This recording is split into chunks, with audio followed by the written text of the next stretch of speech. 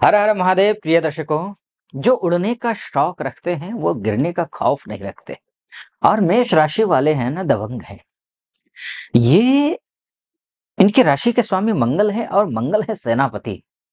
और सेनापति कायर हो जाए तो राजा की बुरीगत हो जाती है, पूरा देश अस्त व्यस्त और बिखर जाता है। सेनापति का मजबूत होना जरूरी है और आप हैं सेनापति। लेकिन सेनापति के ग्रह खराब हो तो क्या करें। और लेकिन शनि की साढ़े साती जरूर शुरू हुई है। लेकिन आपके लिए 14 मई 2025 से लेकर के 2 जून 2026 के बीच में जो गुरु का परिवर्तन है, अर्थात भाग्येश का परिवर्तन है, वो गुरु का परिवर्तन आपके लिए राजा से रंक से राजा और फर्श से अर्श पर पहुंचाने वाला है। इतना अद्भुत है, इतना बढ़िया है। शनि के साढ़े साथी होने के बावजूद ये आपको रिजल्ट देगा। लेकिन किसको कब देगा, कितना देगा, इस विषय में मूल बात तो ये है ना। एक ही राशि मान के चलिए, इस देश में, इस विश्व में 8 अरब लोग हैं और मेष राशि 8 अरब लोगों को 12 राशियों में डिवाइड कर दीजिए। एक राशि में कम से कम भी जो है 60 करोड़ 66 लाख लोग आते हैं। क्या सबको एक ही जैसा फल मिलेगा? ये जरूर नहीं है। किसको क्या फल मिलेगा, कितना फल मिलेगा, इस बारे में डिस्कशन करेंगे। आपको भी समझ में आएगा कि आपको इतना फल मिलेगा, चाहे अच्छा हो या बुरा हो, वो अलग बात है। बात ग्रह गोचर की भी करेंगे तो बात जो 13 अगस्त से लेकर के 18 जून 2026 तक जो पुनर्वसु नक्षत्र में गुरुदेव रहने वाले हैं, अर्थात अपने ही नक्षत्र में रहने वाले हैं। जब अपने ही नक्षत्र में हो जाए तो फिर कहना ही क्या। तो क्या फल देंगे, और भाग्येश हैं और विदेश के कारक भी हैं। ये नहीं कि ऐसा नहीं है कि जो स्वदेश में रहने वाले हैं उन्हीं के लिए बल्ले बल्ले हैं, या फिर जो डोमेस्टिक लेवल पे काम कर रहे हैं उन्हीं के लिए अच्छे हैं। नहीं, एमएनसी में काम करने वालों के लिए भी, और जो विदेश में हैं, हमारी बहुत सारी माताएं बहनें भाई बंधु हैं, उनके लिए भी है। तो क्या कुछ करेगा, बहुत कुछ करेगा। आइए इसको और विस्तार से समझते हैं। ठीक है, तो सबसे पहले तो समझ लीजिए, भाग्यम फलति सर्वत्र न च विद्या न च पौरुषम। भाग्य अगर अच्छा हो तो फिर चाहिए क्या, भाग्य अच्छा होना चाहिए। और आपका भाग्य अब साथ देगा, लेकिन 14 मई से ही साथ नहीं देने वाला है। अब आप सोच रहे होंगे, मैं 29 मार्च को शनि परिवर्तित हुए थे, अभी तक तो कुछ नहीं है, नीलवट्टे सन्नाटा, कुछ नहीं मिला शनि परिवर्तन होने के बावजूद। यही सोच रहे हैं। लेकिन गुरु परिवर्तित होने के बाद क्या होगा, तुरंत नहीं मिलेगा जी। शनि परिवर्तित हुआ अभी तो वो 18 मई से पहले वो आपका 5 डिग्री भी नहीं पहुंचा है। जब कोई भी ग्रह 5 डिग्री को क्रॉस करता है उसके बाद रिजल्ट देना शुरू करता है, क्योंकि वो परिपक्व होता है डिग्री वाइज। उधर 25 डिग्री के बाद से लेकर के 29 डिग्री के बीच में भी कोई खास नहीं देता है, उस बीच में देता है ग्रह। यानी कि 5-6 डिग्री से लेकर के 24-25 डिग्री के बीच का जो ग्रह होगा वो रिजल्ट अच्छा देता है। लेकिन उसमें भी मक्खन निकालना जरूरी होता है, वो बहुत गहराई में जाना पड़ेगा उसके लिए, वहां नहीं जाऊंगा मैं। लेकिन आपके लिए कैसा रहेगा, लेकिन ध्यान रखिए, 14 मई को राशि परिवर्तित कर रहे हैं गुरुदेव, लेकिन आपको रिजल्ट तब नहीं मिलेगा। रिजल्ट कब मिलेगा आपको, 9 जुलाई के बाद। क्योंकि 14 मई को राशि परिवर्तित परिवर्तित कर रहे हैं, डिग्री वाइज कमजोर रहेंगे। जैसे आगे बढ़ेंगे वैसे 12 जून को अस्त हो जाएंगे। 9 जुलाई को जब उदित होंगे रिजल्ट देना शुरू कर देंगे। और 9 जुलाई को उदित होने का रिजल्ट देना शुरू करेंगे, तब तक जब तक देते देते फिर जो 13 अगस्त आ जाएगा। 13 अगस्त और रफ्तार पकड़ेंगे। क्यों पकड़ेंगे, क्योंकि वो अपने नक्षत्र में होंगे, यानी कि वो पुनर्वसु नक्षत्र में होंगे। जब सैया भय कोतवाल तो फिर डर काहे का।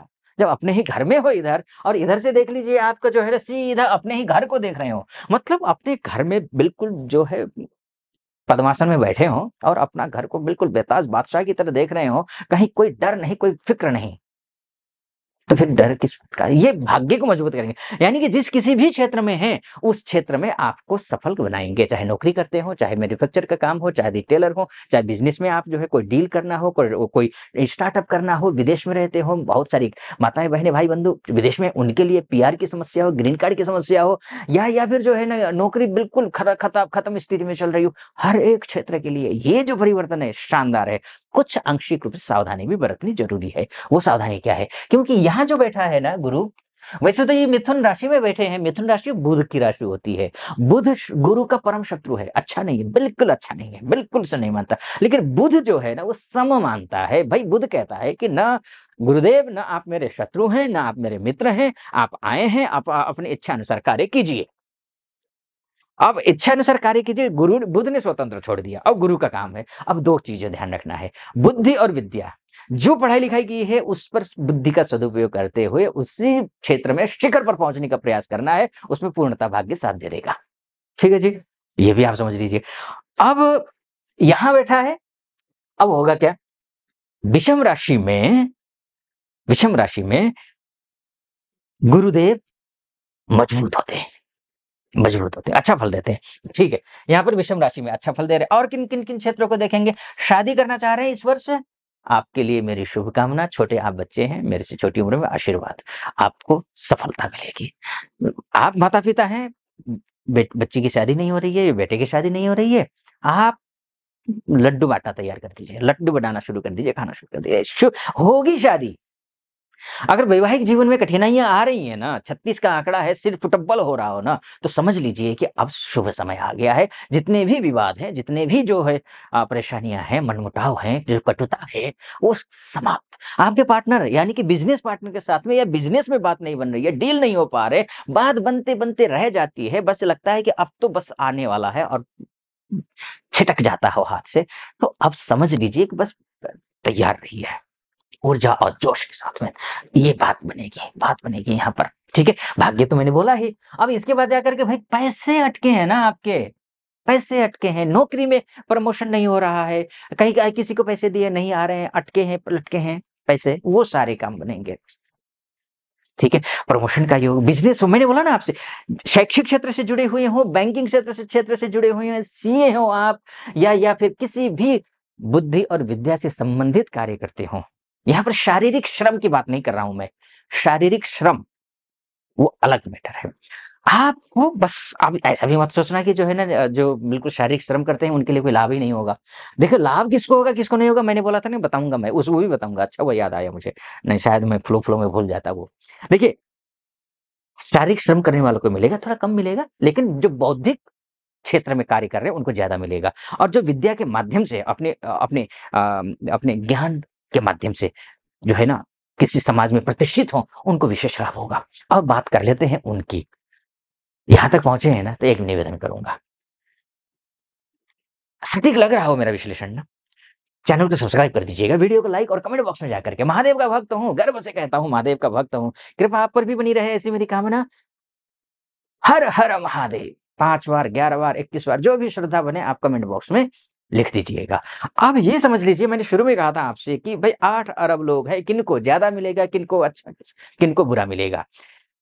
तो सबसे पहले तो अगर आपका गुरुवार का दिन का जन्म है, उसमें भी आपका सूर्योदय काल में जन्म हुआ है, होरेश के समय में अर्थात आपका जन्म हुआ है, तो आपके लिए पूर्ण लाभ मिलेगा। जो मैं बोल रहा हूँ वो 100% मिलेगा। 1 मासेश अगर हो गुरु, तो भी पूर्ण फल मिलेगा। वर्षेश अगर गुरु हो, तो भी आपको पूर्ण फल मिलेगा। शुक्ल पक्ष का आपका जन्म हो, तो भी आपको पूर्ण फल मिलेगा। ठीक है?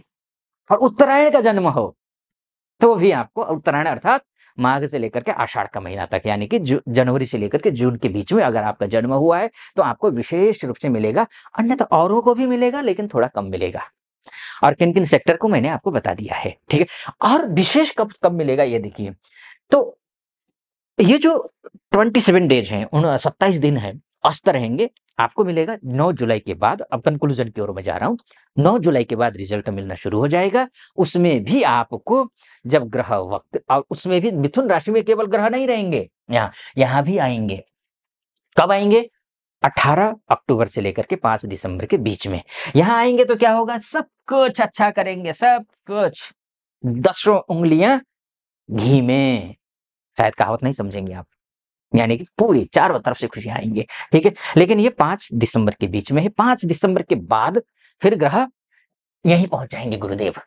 अतिचारी हैं, अतिचारी को लेकर अलग से वीडियो बनाऊँगा मैं। उस इसलिए बोल रहा हूँ सब्सक्राइब कर लीजिएगा और जो बेल आइकन है ना उसको आप दबा दीजिएगा ताकि नोटिफ़िकेशन आपके पास आ जाएगा, ऐसे ही वीडियो आपके पास आएँगे, ठीक है? यहाँ आ जाएगा, ठीक। तो ये तो अच्छा है, लेकिन उसमें भी मैंने नक्षत्र के आधार पर बताया 13 अगस्त से नक्षत्र के आधार पर पुनर्वसु नक्षत्र में रहेंगे, शानदार है, 18 जून तक। लेकिन उसमें भी वक्री हो रहे हैं, कब से हो रहे हैं वक्री? 11 नवंबर से लेकर के 11 मार्च के बीच में, यानी कि 120 दिन वक्री हैं। और वक्रिणस्तु महावीर्याः, शुभ ग्रह अगर वक्री हो जाता है, छप्पर फाड़ कर देता है। ये तो मैंने मोटा-मोटी तौर पर आपको बता दिया। आपकी कुंडली क्या कहती है? मायने तो ये रखते हैं। डीएनए तो आपका कुंडली ही है। देश में रहते हो, विदेश में रहते हो, महिला हो, पुरुष हो, कोई भी हो, नीचे नंबर है, उस नंबर पे कॉल कीजिए, व्हाट्सएप कीजिए, मुझसे आप अपनी कुंडली दिखा सकते हैं। मैं स्वयं आपकी कुंडली का विश्लेषण करूँगा, कॉल कीजिए, व्हाट्सएप कीजिए और मेरी टीम से बात करके अपॉइंटमेंट ले लीजिए। मैं स्वयं देखूँगा आपकी कुंडली। सटीक लगा हो, सब्सक्राइब, लाइक और कमेंट ज़रूर कर दीजिएगा और आप खुश रहें, प्रसन्न रहें, महादेव की कृपा आप पर बनी रहे, ऐसी मेरी कामना। फिलहाल अनुमति दीजिए। हर हर महादेव।